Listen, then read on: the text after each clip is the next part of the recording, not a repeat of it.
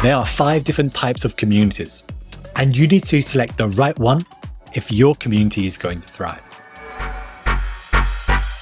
Welcome back to our How to Build a Community video series. In this video, we'll cover the 5 types of community building models, why those models are so important, and how to select the right model for the kind of community that you want to build. Too many organizations create communities on autopilot without ever really considering what type of community they need to build. This means decisions are made for them instead of being made by them. As consultants, we want to guide organizations through the process of selecting the right model for their needs. Now, this is important because different community approaches can be as distinct as religions. Yes, we might share the same faith in connecting people, but the best practices of each model vary greatly. It often feels like community builders live in different worlds, sharing conflicting advice and ideas. But the truth is, most people are sharing advice that works for their specific model of community building.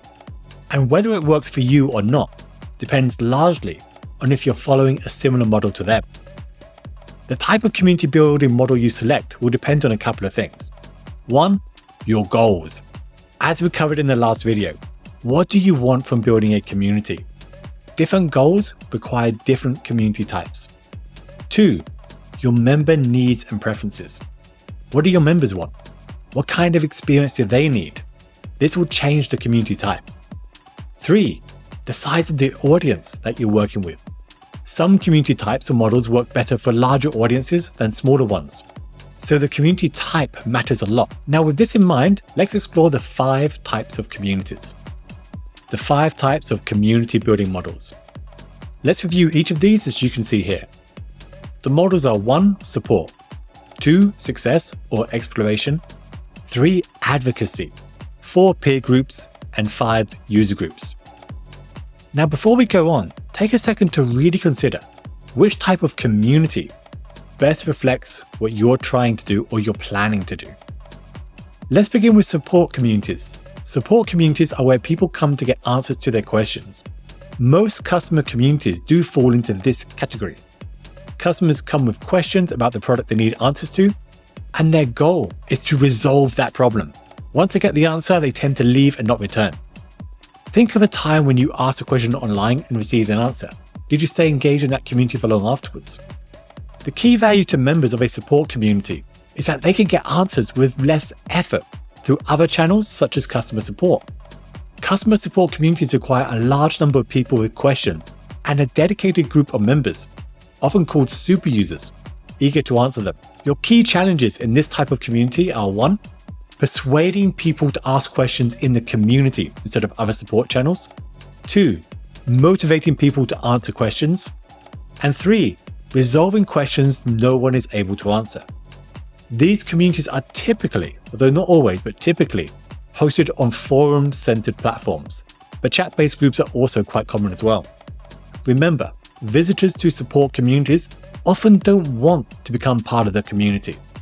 For example, if your iPhone breaks and you visit the Apple community for help, all you want to do is find the answer quickly and move on.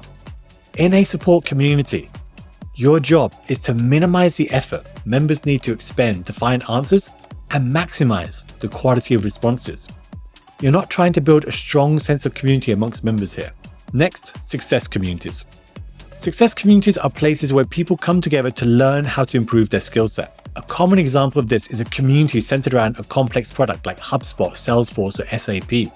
The difference between a success community and a support community is proactivity. In a support community, people come with problems they want to solve. In a success community, they're looking for advice without necessarily having a specific problem. It's similar to wanting to improve at chess and joining a chess community. You might not have a specific problem, you just want good advice.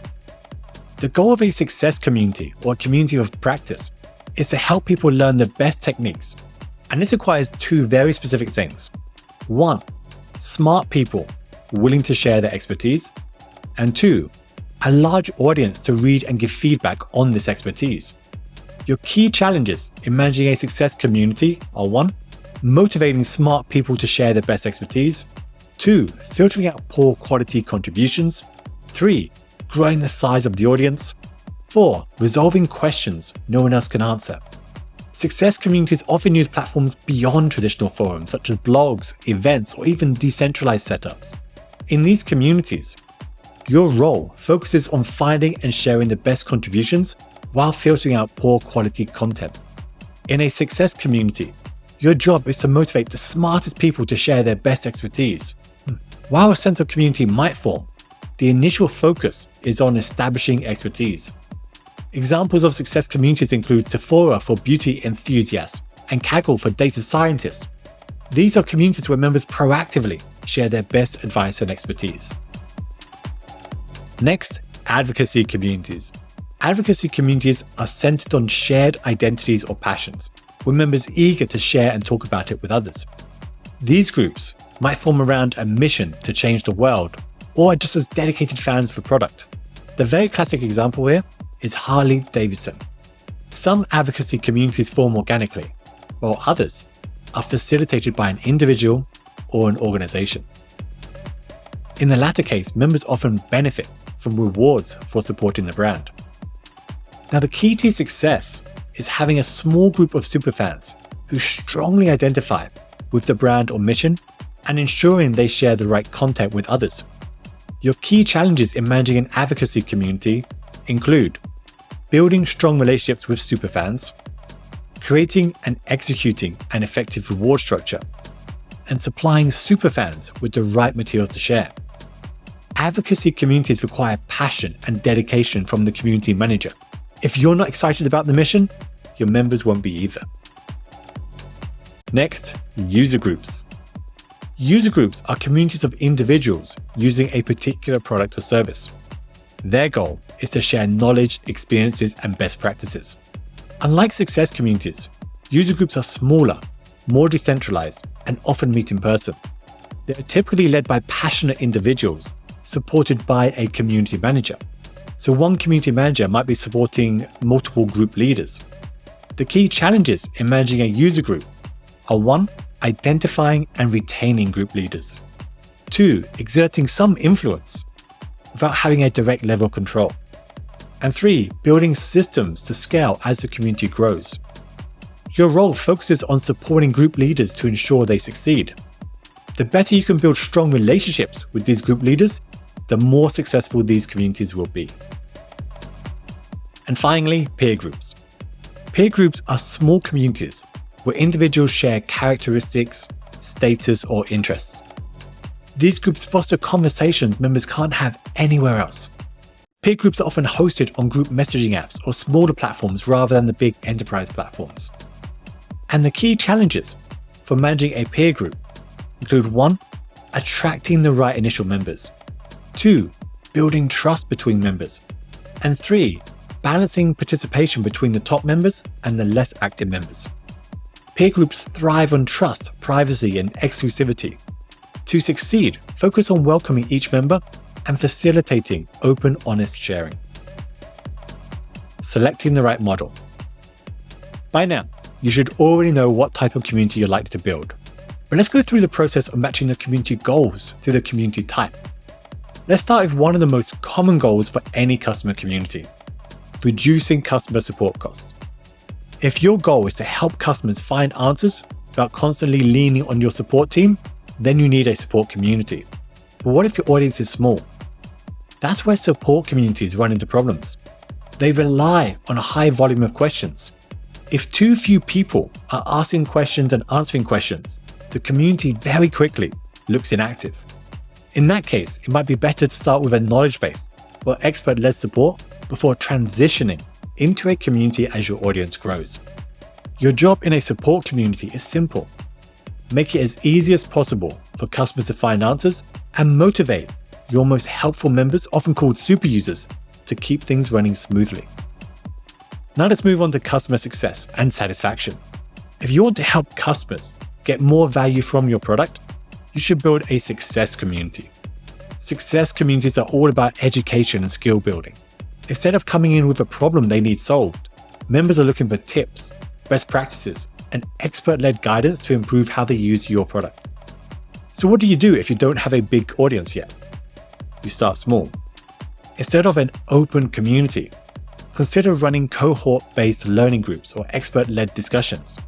These smaller, more structured formats keep engagement high until your audience is large enough to sustain a fully fledged community. As we discussed before, your role in a success community is to motivate experts to share their best expertise. Keep the quality of contributions really high, and ensure your members are getting real value from their discussion. Now, another major goal of community building is attracting more customers. If you want to increase brand awareness, drive word of mouth, then you need an advocacy community. These communities don't need to be large. What matters is having a small group of incredibly passionate brand advocates. These are people who already love what you do and want to share it with others. But here's a mistake most people make. They assume advocacy communities scale like support or success communities, and they simply don't. The key here isn't size. It's identifying your superfans and giving them the tools and recognition to promote your brand effectively. Your job in an advocacy community is to recognize and reward your biggest supporters. Give them stories, content, and resources they can use to spread the word in a way that feels very natural and exciting to them. Now let's talk about driving product innovation. If you want a direct line of feedback from your customers to improve your product, a user group is the way to go. But what if you don't have an engaged user base yet? We'll start with one-on-one user interviews or a small private feedback group. This allows you to build relationships with your most engaged customers before launching a user group. Your role is to support and recognize leaders, act on customer feedback, and show customers their contributions are shaping the product in meaningful ways. Finally, some companies build communities to foster deeper relationships between members. If you want to create a space where trust and connection are the priority, you should build a peer group. But what if you have a large audience? Peer groups don't actually work well at scale. So the best approach is to break your audience down into smaller subgroups based on common interests or challenges. Your job here is to curate the right members, set the right tone, and ensure discussions stay valuable and trusted. So, before you start building your community, ask yourself 3 questions. 1. What is my main goal? 2. What does my audience actually want? What kind of community do they need? And 3. How big is my audience? If you align these 3 things, choosing the right community model becomes a whole lot easier. And if you're serious about building a thriving customer community, we can definitely help. At FeverBee, we've spent over 15 years helping brands like Apple, Google, and Facebook turn their communities into powerful engines for support, success, and growth. Now, we don't just give advice, we build communities that drive business results. Whether you need the strategy, training, or hands-on execution, we'll make sure your community delivers great value. So visit feverbee.com to learn more and take your community to the next level. I'll see you in the next video of our series, where we'll talk about designing the right experience for your community members. I'll see you there.